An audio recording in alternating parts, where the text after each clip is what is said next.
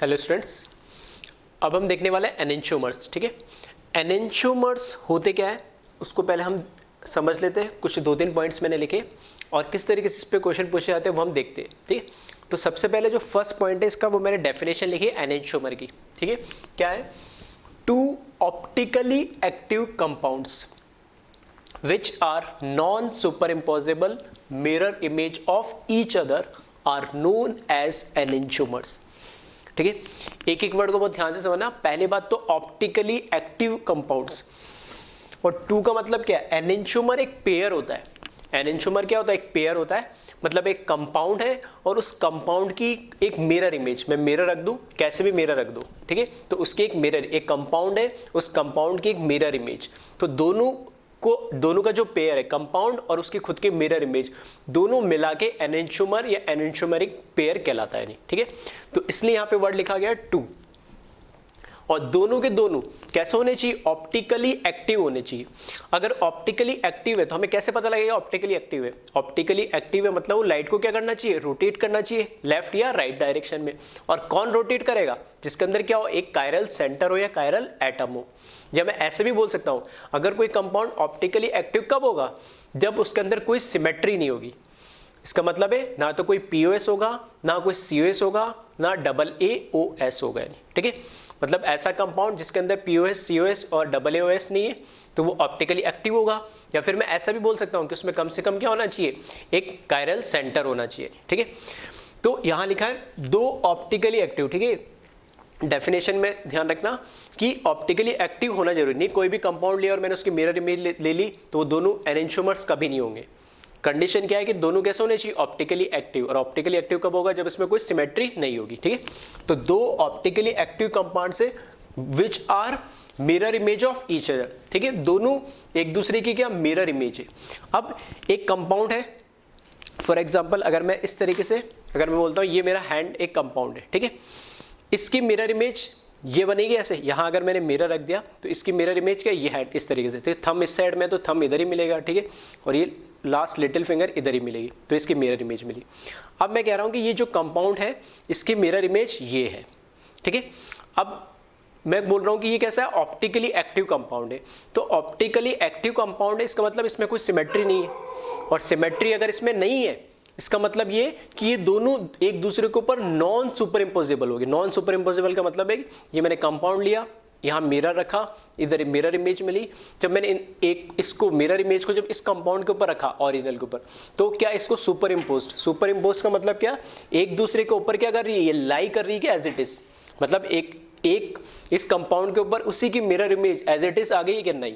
ठीक है, जहां इस पीछे थंब आ रहा वहां क्या आ रही है? लिटिल फिंगर आ रही है, और जहां इधर इमेज का हमारा थंब मारा वहां इसके लिटिल, मतलब एक दूसरे को ओवरलैप या सुपर इम्पोज नहीं कर रही है। ठीक है, तो कभी भी एनेंटियोमर्स के अंदर जो एनेंटियोमरिक पेयर होते हैं तो उस कंपाउंड की जो मिरर इमेज होती है कभी भी वो एक दूसरे को सुपर इम्पोज नहीं करते, इसलिए उसको हम क्या बोलते हैं? Non superimposable mirror images.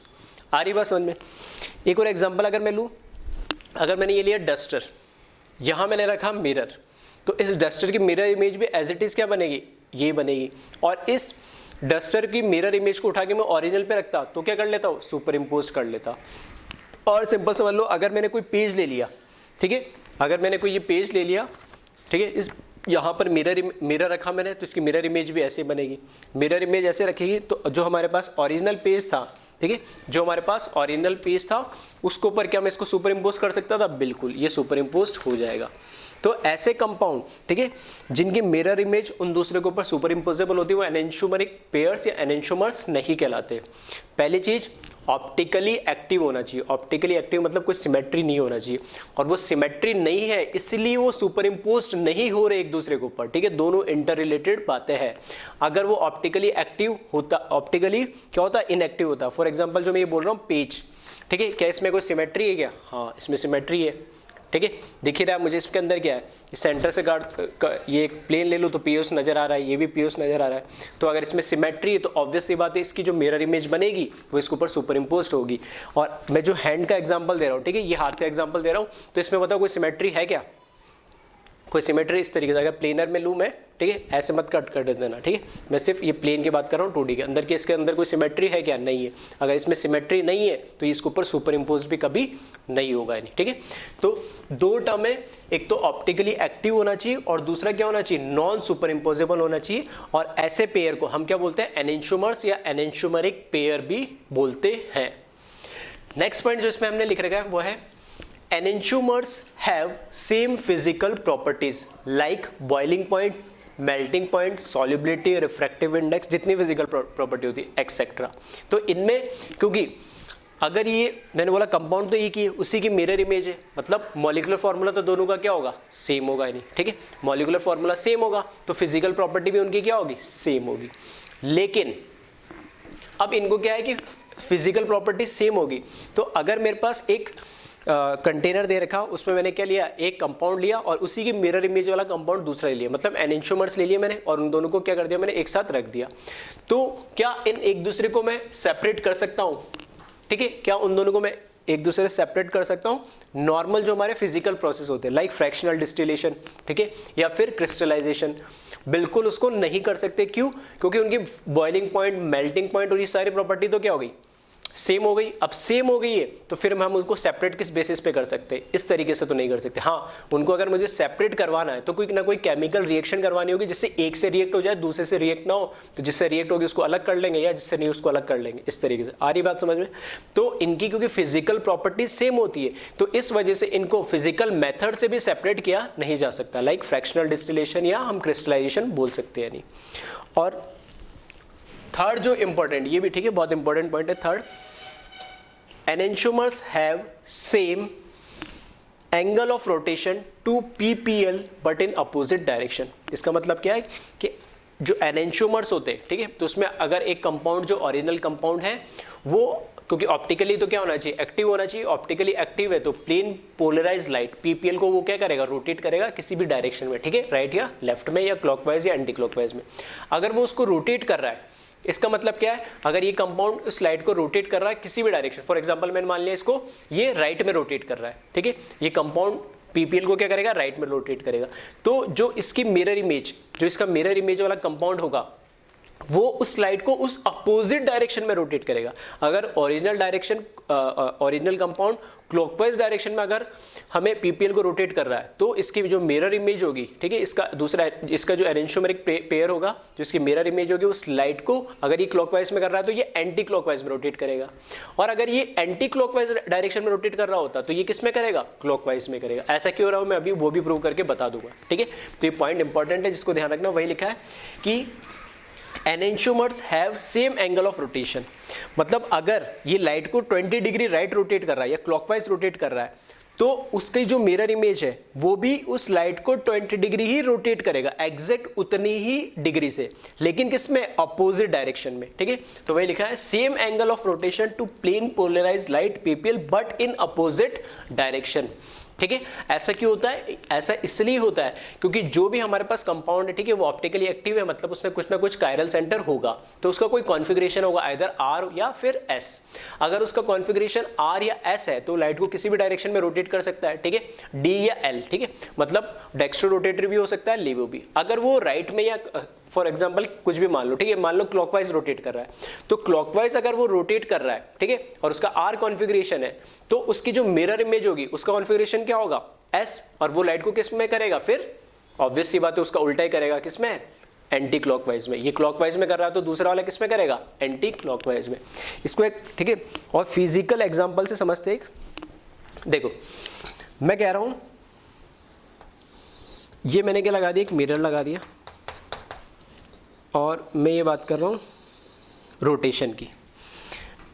इस तरीके से मैंने बोला इधर जो कंपाउंड है, ठीक है, या फिर अभी ऐसे मैं सिंपल समझ लेता हूँ, एनेंटियोमर्स क्या उसको समझाने के लिए इस तरीके से मैंने ले लिया। मतलब ये अभी कैसे रोटेट कर रहा है? इधर एरो नीचे है और इधर एरो पर। ये कैसे कर रहा है? एंटी क्लॉकवाइज डायरेक्शन में क्या कर रहा है? रोटेशन हो रहा है। अगर मैं इसकी मिरर इमेज बनाऊंगा, ठीक है, एनेंटियोमर क्या होता है वही समझाना हूँ एक फिजिबल तरीके से। ये अभी क्या हो रहा है? एंटी क्लॉकवाइज डायरेक्शन में रोटेट कर रहा है। तो अगर मैं इसकी मिरर इमेज लूँगा सर्किल की, इसकी मिरर इमेज लूँगा मैं सर्किल की, तो देखना अब ये 2D के अंदर है, तो एज इट इज इसकी मिरर इमेज जब लूंगा तो ये जो पार्ट इस मिरर से इस साइड में, वही पार्ट इस साइड में दिखेगा मुझे, तो ये एरो का दिखेगा मुझे इधर, तो ये इस तरीके से दिखेगा, ठीक है। तो ये एरो मुझे इस तरीके से नजर आएगा। फिर इस मिरर से दूर जाओगे तो ये वाला पार्ट का नजर आएगा तुम्हें यहाँ पर, तो देखना ये इस तरीके से नजर आएगा। तो क्या ये इसकी मिरर इमेज ये है क्या एग्जैक्टली? बिल्कुल इसकी मिरर इमेज यही है। और इसको ध्यान से देखोगे तो ये क्या एंटी क्लॉकवाइज डायरेक्शन में क्या कर रहा है, रोटेट कर रहा है, और इसकी मिरर इमेज अपने आप क्या हो रहा है, क्लॉकवाइज डायरेक्शन में क्या कर रही है, रोटेट कर रही है। आ रही के बात समझ में? तो मैं कह रहा हूँ कि अगर ये मान लिया मैंने एस कॉन्फ़िगरेशन एंटी क्लॉकवाइज के अकॉर्डिंग, तो ये अपना आप क्या हो जाएगा, आर हो जाएगा। तो ये दोनों, ये ओरिजिनल मैंने मान लिया कंपाउंड है, तो ये उसकी मिरर इमेज होगी, और दोनों मिरर इमेज है, तो ठीक है। ये एनेंटियोमर्स है, और अगर इसका कॉन्फ़िगरेशन ये अगर एंटी क्लॉकवाइज में रोटेट कर रहा होगा तो ये अपना आप क्या कर रहा होगा, क्लॉकवाइज में रोटेट कर रहा होगा। और एक फिजिकल एग्जाम्पल, एक्चुअल कंपाउंड ले लूँ मैं, तो एक्चुअल कंपाउंड मैंने ले लिया HCS3 Cl और Br। इधर मैंने क्या लगा दिया, एक मिरर लगा दिया, ठीक है। इसकी जब मैं मिरर इमेज बनाऊंगा, इस कंपाउंड की जब मैं मिरर इमेज बनाऊंगा, तो इस कंपाउंड की मिरर इमेज बनाऊंगा तो देखना सामने से जब देखोगे तो Cl जो यहाँ राइट है, तो इसकी मिरर इमेज में Cl कहाँ आएगा, यहीं पर आएगा हॉरिजॉन्टल में। CH3 जो यहाँ से मिरर से दूर है, वो इधर भी मिरर से क्या नज़र आएगा, मुझे दूरी नज़र आएगा। H एज इट इज़ इधर नज़र आएगा, और Br एज इट इज़ इधर नीचे नज़र आएगा। अब ये तो हो गया, एक कंपाउंड है, क्या ये ऑप्टिकली एक्टिव है? तो ऑप्टिकली एक्टिव है क्या कंपाउंड? तो बिल्कुल ये ऑप्टिकली एक्टिव है कंपाउंड। क्यों? क्योंकि यहाँ मुझे दिख रहा है कि चारों जो ग्रुप्स लगे हुए, इस कार्बन पे चारों जो ग्रुप्स लगे हुए वो डिफरेंट है, तो ये कैसा होगा, कायरल सेंटर होगा। तो मैं इसको क्या बोल सकता हूँ, ऑप्टिकली एक्टिव है। ये ऑप्टिकली एक्टिव है तो इसकी मिरर इमेज भी क्या होगी, ऑब्वियस सी बात है, ऑप्टिकली एक्टिव होगी, ठीक है, पहली बात। अब इस कंपाउंड को, इस पूरे कंपाउंड को उठा के मैं इसके ऊपर एज इट इज रख दूं, ठीक है। ये जो इसकी मिरर इमेज बनी, इस कंपाउंड को उठा के मैंने इसके ऊपर एज इट इज रखूंगा, तो यहाँ पे देखना जब उठा के रखूंगा तो ये Cl किसके ऊपर आ रहा होगा, CH3 के ऊपर, और ये CH3 कहाँ आ रहा होगा इसका, इस Cl के ऊपर। तो क्या एक दूसरे के ऊपर सुपर इम्पोज कर रहा है, एक दूसरे को पूरा कंप्लीटली ओवरलैप कर रहा है? बिल्कुल नहीं कर रहा है ये, ठीक है। तो नॉन सुपर इम्पोजेबल हो गया, ठीक है। पहला टर्म क्या था हमारा, ऑप्टिकली एक्टिव होना चाहिए, तो दोनों ऑप्टिकली एक्टिव है, दोनों में कायरल सेंटर है, तो ऑप्टिकली एक्टिव है। कोई प्लेन ऑफ सिमेट्री या कोई COS या SOS नहीं है, ऐसे ही बोल सकता हूँ। दोनों कैसे है, नॉन सुपर इम्पोजेबल है, non superimposable mirror images आ रही है, ठीक है। अब जो मैं बता रहा हूँ कॉन्फ़िगरेशन से कैसे चेक करते हैं, ठीक है। तो ये तो हर बार, ठीक है, क्योंकि हर बार क्या होगा, तो मैं कंपाउंड दे देगा तो हर बार उसकी मिरर इमेज, अभी तो मैंने क्या रखा, सिंपल रखा, तो मिरर यहाँ रख दिया। हो सकता है ये मिरर इमेज ना दे रखी हो, नीचे मिरर रख के दे दिया हो, या ऊपर मिरर रख दिया हो, या यहाँ पे मिरर रख दिया हो, या सामने मिरर रख दिया हो, पीछे मिरर, कैसे भी दे सकता है उन्हें। तो हर बार ये डेफिनेशन तो ठीक है कि non superimposable mirror images है, लेकिन हर कंपाउंड को मैं सिर्फ मिरर रख के चेक कर लूँ कि इसका एनेंटियोमर है या नहीं है, वो पॉसिबल नहीं है। तो कैसे चेक करते हैं वही मैं बता रहा हूँ। हमेशा क्या करना है, पहले तो देख लो ऑप्टिकली एक्टिव है, मतलब उसमें कोई कायरल सेंटर होना चाहिए, है उसकी, ठीक है। अब हमें देखना होता है कि मॉलिक्यूलर फार्मूला, फिर दूसरी बात सबसे इंपॉर्टेंट, तो और पहले जाऊँ तो सबसे इंपॉर्टेंट मॉलिक्यूलर फार्मूला तो क्या होना चाहिए, सेम। तो एक कार्बन है, ठीक है, उसके साथ एक CH3 लगा है, CH3 उधर भी लगा है, एक H लगा है, H लगा है, Br लगा, Cl लगा, Cl लगा, ठीक है। तो ये मॉलिक्यूलर फार्मूला हुआ सेम। फिर उसके बाद ऑप्टिकली एक्टिव होना चाहिए, तो ये ऑप्टिकली एक्टिव है क्योंकि इसके पास कायरल सेंटर हो गया, ठीक है। अब हमें देखना होता है कि इसमें इसका कॉन्फ़िगरेशन क्या है। ऑप्टिकली एक्टिव है तो कोई कॉन्फ़िगरेशन होगा, या तो आइदर R होगा या S होगा। तो यहाँ से देख ले हम कैसे चेक करते हैं। CIP रूल्स के अकॉर्डिंग हमें क्या देनी है, इसमें प्रायोरिटी देनी है ग्रुप के नंबर को। तो CIP रूल के अकॉर्डिंग क्या हम देखेंगे, एटॉमिक नंबर। तो ये हो जाएगा bromine 1 number, chlorine 2 number, carbon 3 number, और हाइड्रोजन क्या 4 नंबर, ठीक है। फोर्थ प्रायोरिटी ग्रुप को हम क्या करते हैं, नेग्लेक्ट करते हुए, ठीक है। फोर्थ प्रायोरिटी ग्रुप को हम इग्नोर करते हुए क्या करेंगे, 1 से 2 मूव करेंगे, और 2 से क्या मूव करेंगे, 3। तो क्या डायरेक्शन आ रही है इसकी, एंटी क्लॉकवाइज। और फोर्थ प्रायोरिटी ग्रुप अगर वर्टिकल पोजीशन पे है तो एंटी क्लॉकवाइज में वो क्या हो जाता है, एस। तो इसका जो कॉन्फ़िगरेशन होगा वो क्या हो जाएगा, एस कॉन्फ़िगरेशन होगा। ठीक है, ये हमें इस कंपाउंड का। अब इसके मिरर इमेज पे आ जाओ। मिरर इमेज में वापस वही क्या करेंगे, ये तो हो जाएगा 1, फिर ये 2, 3 और ये हो गया 4। फोर्थ को इग्नोर करते हुए 1 से क्या करेंगे हम, 2 मूव करेंगे और 2 से क्या करेंगे, 3 मूव करेंगे। तो ये क्या हो गया, अपना आप क्लॉकवाइज हो गया, क्लॉकवाइज हो गया। और फोर्थ प्रायोरिटी ग्रुप का है वर्टिकल पोजीशन पे, तो clockwise fourth priority group vertical position पे है, तो ये क्या हो जाएगा, आर कॉन्फ़िगरेशन हो जाएगा इस कायरल सेंटर का। तो जैसे मैं बोल रहा था यहाँ पर ये इसकी अपने आप मिरर इमेज हो गई। ठीक है, मतलब मैं ऐसे बोल सकता हूँ यहाँ पर ये अगर एंटी क्लॉकवाइज है तो मैं इसको ऐसे बोल सकता हूँ ये ऐसे, तो इसकी मिरर इमेज अपने आप क्या आ गई, यहाँ पर आर आ गई।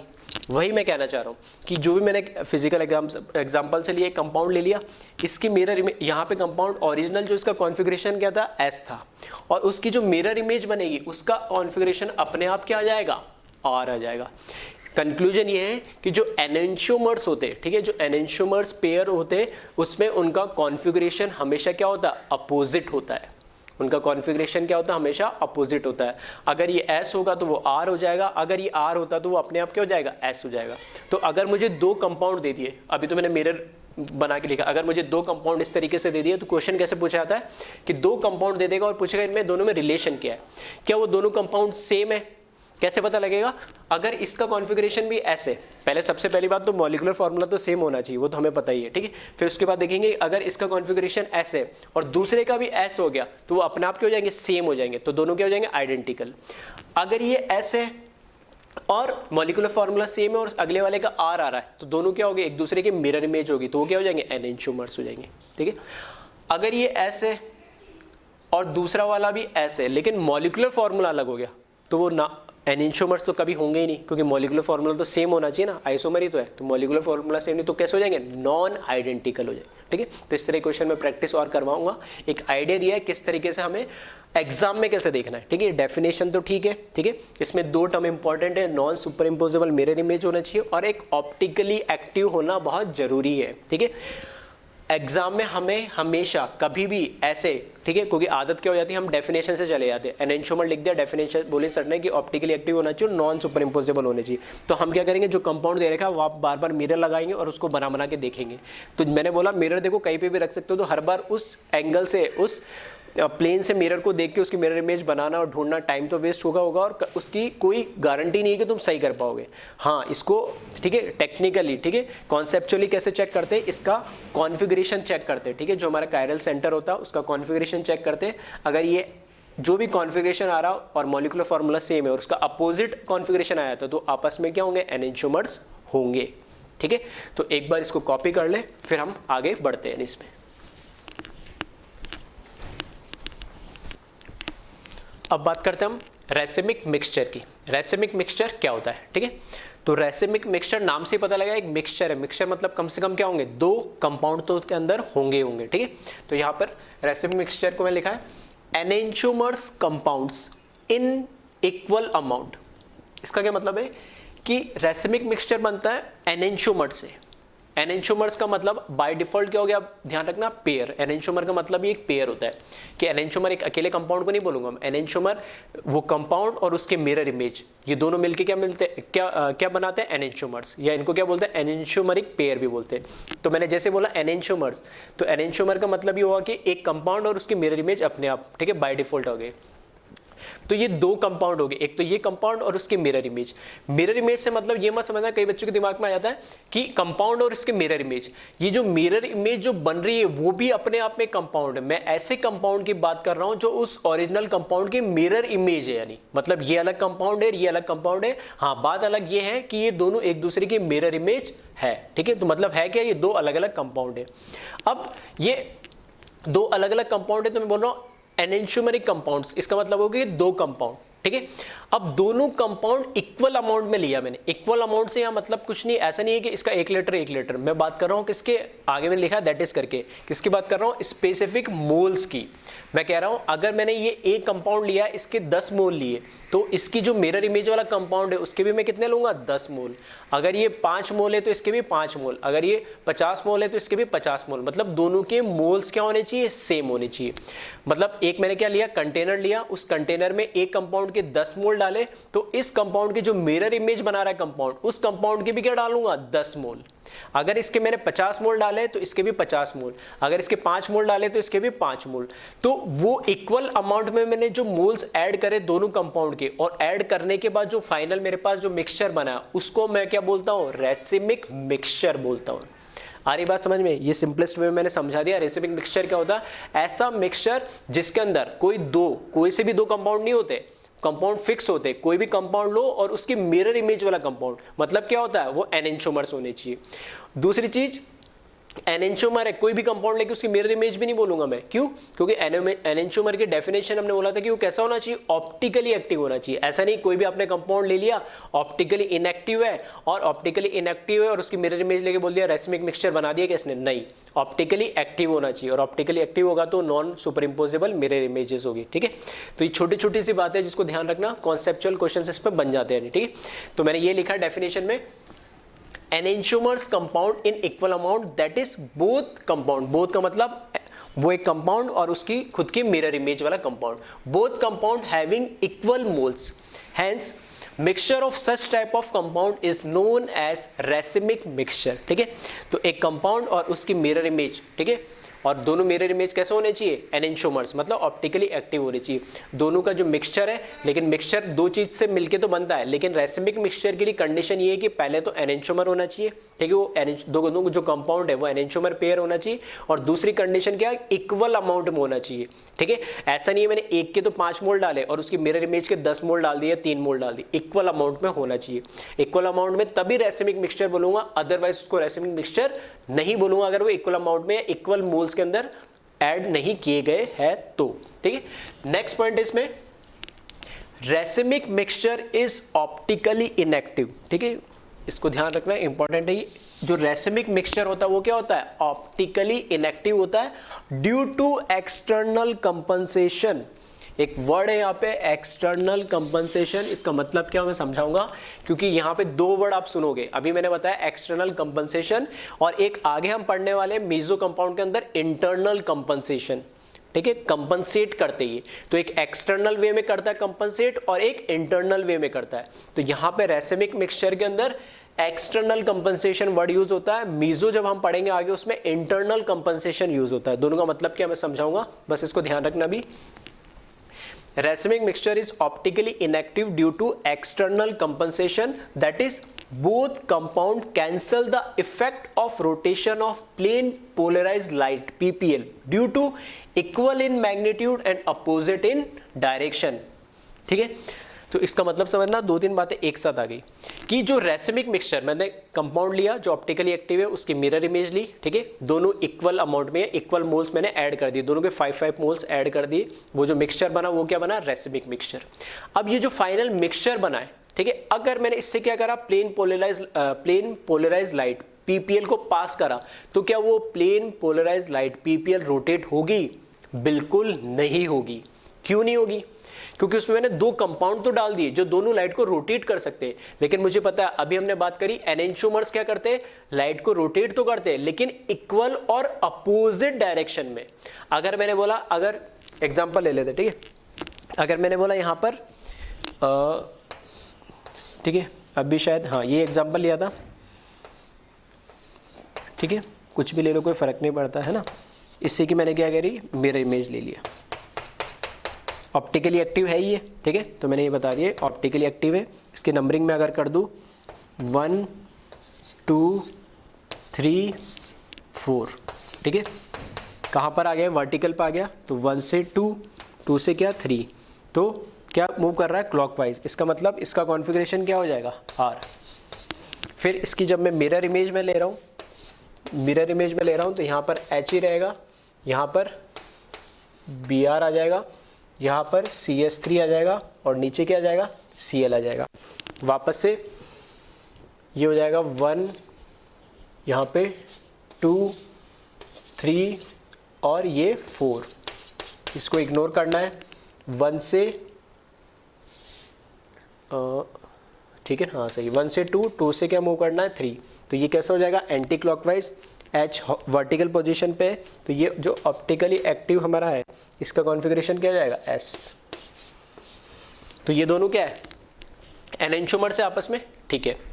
अब मैं ये कह रहा हूँ इसमें, ये पॉइंट मैं समझाना चाह रहा हूँ कि ये जो आर कॉन्फ़िगरेशन है इसका मतलब ये क्या ऑप्टिकली एक्टिव है, ये जो प्लेन पोलराइज लाइट जो पीपीएल होगी उसको रोटेट करेगा। किस डायरेक्शन में रोटेट करेगा वो हमें नहीं पता है, लेकिन रोटेट करेगा या तो क्लॉकवाइज करेगा या एंटी क्लॉकवाइज करेगा। फॉर एग्जांपल मैंने मान लिया ये क्लॉकवाइज रोटेट कर रहा है 20 डिग्री, 20 डिग्री पीपीएल को रोटेट कर दिया इसने क्लॉकवाइज। तो दूसरा जो इसका मिरर इमेज वाला कंपाउंड है, क्योंकि दोनों का मॉलिक्यूलर फॉर्मूला सेम है, ठीक है, सब कुछ सेम है, बस उनका क्या कॉन्फ़िगरेशन अलग हो गया। कॉन्फ़िगरेशन अलग हो गया तो मतलब अभी हमने ये दोनों एनेंटियोमर में हमने पढ़ा था क्या करते हैं, दोनों रोटेट तो करेंगे लेकिन अपोजिट डायरेक्शन में। तो अगर ये क्लॉकवाइज 20 डिग्री लाइट को रोटेट कर रहा है तो ये एंटी क्लॉकवाइज उस लाइट को एग्जैक्टली 20 डिग्री ही रोटेट करेगा, लेकिन एंटी क्लॉकवाइज, क्योंकि इसका कॉन्फ़िगरेशन क्या है अपोजिट है। डी या एल, ठीक है, डेक्स्ट्रो होगा या लीवो होगा वो एक्सपेरिमेंटल पता लगता है। आर और एस हमें सिर्फ ये बताता है, ये अगर ऐसा हो सकता है कि आर जरूरी नहीं हमेशा क्लॉकवाइज से रोटेट करेगा, आर एंटी क्लॉकवाइज भी कर सकता है, एज सच कोई रूल नहीं होता है, एज सच कोई कंपलसरी नहीं है, ठीक है, लेकिन हाँ हमें ये पता है कि रोटेट जरूर करेगा। अब क्योंकि क्या है, अब मैंने देखो अब इसका मतलब क्या है, रेसिमिक मिक्सचर में हम इक्वल मोल्स क्यों बोल रहे हैं। फॉर एग्जांपल मैंने मान लिया इसके ये जो कंपाउंड इधर दे रखा है इसको मैं नाम दे देता हूं ए, इसको मैं नाम देता हूं कंपाउंड को बी। अब मैं कह रहा हूं जो ए कंपाउंड है उसके 1 2 3 4 5 मोल है, बी कंपाउंड के भी कितने ले लिए मैंने 1 2 3 4 5 मोल ले लिए, ठीक है। तो मैं कह रहा हूं कि जो ए कंपाउंड का 1 मोल है ये मैंने मान लिया आर है, वो क्या कर रहा है लाइट को क्लॉकवाइज रोटेट कर रहा है 20 डिग्री। तो ये जब एक इसका मोल लाइट को 20 डिग्री रोटेट कर रहा हुआ तो इसका जो ये दूसरा मोल है वो लाइट को एंटी क्लॉकवाइज रोटेट करेगा। तो ये दोनों एक दूसरे को क्या कर दिया कंपनसेट कर दिया, लाइट को इसने क्लॉकवाइज रोटेट करा, इसने क्या कर दिया एंटी क्लॉकवाइज रोटेट कर दिया। फिर इसके दूसरे मॉलिक्यूल ने क्या करा वापस 20 डिग्री रोटेट करेगा राइट में, और इसने क्या कर दिया 20 डिग्री एंटी क्लॉकवाइज रोटेट कर दिया, वापस वही आ गया ओरिजिनल पोजीशन पे। फिर इसने क्लॉकवाइज रोटेट करा, फिर इसने क्या करा एंटी क्लॉकवाइज करा। अगर मैं मान लेता हूं कि इसके, ठीक है, फिर वापस ये क्लॉकवाइज करेगा, ये वाला क्या करेगा एंटी क्लॉकवाइज करेगा, फिर यहाँ पर वापस क्लॉकवाइज करेगा और ये एंटी क्लॉकवाइज करेगा, +20 करेगा ये -20 करेगा। अगर मैं मान लेता हूँ यहाँ पर 1 मोल और एक्स्ट्रा मैं बी का ले लेता, इसके 5 मोल लिए, इसके में कितना ले लेता 6 मोल। अब क्या होता है इसके 5 मोल को इसके 5 मोल ने तो क्या कर दिया कंपनसेट कर दिया, ये क्लॉकवाइज में रोटेट कर रहा था, ये एंटी क्लॉकवाइज में रोटेट कर रहा था, लेकिन अब इसमें कोई मोल मुझे नहीं पता जो इसको रोटेट कर सकता है। अब इसका ये वाला जो 1 मोल हमारे पास छठा मोल एक्स्ट्रा बचा है वो क्या करेगा लाइट को अब खुद एंटी क्लॉकवाइज रोटेट कर देगा 20 डिग्री। तो ओवरऑल जो प्लेन पोलराइज लाइट उस सॉल्यूशन से इस मिक्सचर से निकलती हुई नजर आएगी, तो मुझे क्या रिजल्ट दिखेगा कि लाइट एंटी क्लॉकवाइज डायरेक्शन में रोटेट हो रखी है कितनी 20 डिग्री। तब मैं ऐसे सॉल्यूशन को रेसिमिक मिक्सचर नहीं बोलूंगा। क्यों? क्योंकि हमने बोला है कि जो रेसिमिक मिक्सचर हो तो वो ऑप्टिकली कैसा होना चाहिए इनएक्टिव होना चाहिए। इनएक्टिव का मतलब है कि लाइट रोटेट नहीं होनी चाहिए फाइनली। लेकिन जब हमने देखा कि इसकी 5 और 6 मोल को मिला के मैंने जो मिक्सचर बनाया उसमें से लाइट जब पास करी तो लाइट एंटी क्लॉकवाइज डायरेक्शन में 20 डिग्री घूमती हुई नजर आई, क्योंकि क्या हुआ ऑप्टिकली एक्टिव हो गया। हमने क्या बोला कोई भी कंपाउंड कोई भी सॉल्यूशन अगर उससे प्लेन पीपीएल अगर रोटेट कर जाती है तब तो ऑप्टिकली एक्टिव होगा, और अगर नहीं करती है तो ऑप्टिकली इनएक्टिव। इसका मतलब ये हुआ कि अगर इसके 6 और इसके 5 अनइक्वल मोल्स मैंने ले लिए तब लाइट कुछ ना कुछ रोटेट करेगी क्लॉकवाइज या एंटी क्लॉकवाइज। लेकिन एग्जैक्टली दोनों के सेम मोल्स लेना अब समझ में आ गया होगा क्यों सेम मोल्स लेना कंपलसरी है, क्योंकि सेम मोल्स लेने का मतलब ये है कि जितना एक कंपाउंड उसको रोटेट करेगा जिस डायरेक्शन में उसका ही बिल्कुल अपोजिट, क्योंकि वो उसका क्या एनेंटियोमर है तो बिल्कुल अपोजिट उतना ही डायरेक्शन में उतनी ही डिग्री से उस लाइट को वापस रोटेट करके ओरिजिनल पोजीशन पे ले आएगा, और उससे ही हम क्या कहते हैं एक्सटर्नल कंपनसेशन। एक्सटर्नल कंपनसेशन का मतलब क्या है कि लाइट में इंटरनली कुछ नहीं हो रहा। जब सॉल्यूशन से उस लाइट को जब पास करी तो एक बार उसने क्या करा राइट से रोटेट करा, तो दूसरी बार उसी मिक्सचर के अंदर दूसरे कंपाउंड ने उसको लाइट को क्या करा उसके अपोजिट डायरेक्शन डायरेक्शन में रोटेट कर दिया। तो एक्सटर्नल फैक्टर हो गए दोनों कि एक रोटेट, तो ये अगर मैं बात करूं इंडिविजुअली तो ए भी अपने आप में ऑप्टिकली एक्टिव है और बी भी अपने आप में ऑप्टिकली एक्टिव है। क्यों? क्योंकि दोनों के अंदर कायरल सेंटर है, या मैं ऐसे बोल सकता हूं दोनों के अंदर कोई सिमेट्री नहीं है। लेकिन जब दोनों को मिक्सचर मैंने इक्वल अमाउंट में डाला तो फाइनल लाइट के ऊपर कोई इफेक्ट नहीं देखता हुआ मिल रहा है। क्यों? क्योंकि जितना एक कंपाउंड उस लाइट को रोटेट कर रहा उतना ही दूसरा कंपाउंड उसको लाइट को भी रोटेट कर रहा, लेकिन अपोजिट डायरेक्शन में। तो उनका जो इफेक्ट है, ठीक है, जो उनका इफेक्ट है नेट इफेक्ट, वो क्या हुआ? नलिफाई हो गया। और इसी को हम क्या बोलते हैं? एक्सटर्नल कंपनसेशन बोलते हैं। और वही आगे मैंने लिखा हुआ है कि both compound cancel the effect of rotation of PPL due to equal in magnitude and opposite in direction. I think समझ में आया होगा कि रेसिमिक मिक्सचर क्या होता है और ऐसा क्यों बोलते हैं, ठीक है। तो रेसिमिक मिक्सचर के लिए कंडीशन वापस से बता दे रहा हूं मैं, एनेंटियोमर्स पेयर होने चाहिए लेकिन इक्वल मोल्स में या इक्वल अमाउंट में होना चाहिए। इक्वल अमाउंट हम जनरली बोल देते हैं, लेकिन वर्ड एग्जैक्ट क्या है? इक्वल मोल्स होना चाहिए, ठीक है, इक्वल मोल्स होना चाहिए। और जो रेसिमिक मिक्सचर होता है वो हमेशा क्या होता है? ऑप्टिकली इनएक्टिव होता है। क्यों? क्योंकि उसमें एक्सटर्नल कंपनसेशन हो जाता है। दोनों इंडिविजुअल कंपाउंड अपने आप में ऑप्टिकली एक्टिव है, लेकिन दोनों को जब हमने इक्वल मोल्स के अंदर मिक्स करा तो फाइनल जो उनका रिजल्ट मिलता है वो क्या मिलता है हमें? ऑप्टिकली इनएक्टिव मिलता है, ठीक है। उसी को हम बोलते हैं एक्सटर्नल कंपनसेशन। और लास्ट पॉइंट मैंने लिखा है it is denoted by plus minus, ठीक है। कई बार रेसिमिक मिक्सचर को शो करने के लिए प्लस माइनस लिख देते या फिर DL लिख देते, क्योंकि हमें पता है D को क्या लिखते हैं प्लस, L को क्या लिखते हैं माइनस, ठीक है। यानी डेक्स्ट्रो और लिवो दोनों एक साथ। इसका प्लस माइनस एक साथ लिखने का मतलब है कि लाइट राइट में भी रोटेट हो रही है और लेफ्ट में भी रोटेट हो रही है, लेकिन इक्वल हो रही है, तो प्लस माइनस को एक साथ लिख देते। इसी तरह D और L भी एक साथ लिख देते। तो अगर किसी कंपाउंड के आगे, ठीक है, या दो कंपाउंड का मिक्सचर उसके आगे इस तरीके से लिखा हुआ है तो वो किसको रिप्रेजेंट कर रहा है? रेसिमिक मिक्सचर को। मतलब लाइट को क्या कर रहा है? वो इक्वल अमाउंट में अपोजिट डायरेक्शन में रोटेट करेगा। तो फाइनली लाइट क्या मिलेगी हमें? उसी प्लेन में मिलेगी जिस प्लेन में वो एंटर हुई थी, उसी प्लेन से निकलते हुए बाहर मिलेगी, यानी, ठीक है। ऐसे सॉल्यूशन को हम क्या बोलते हैं? Racemic mixture. तो दो टर्म हम देख चुके हैं, एक एनेंटियोमर और दूसरा रेसिमिक मिक्सचर। अब इस पे हम कुछ क्वेश्चंस प्रैक्टिस करेंगे, तो एक बार इसको कॉपी कर ले।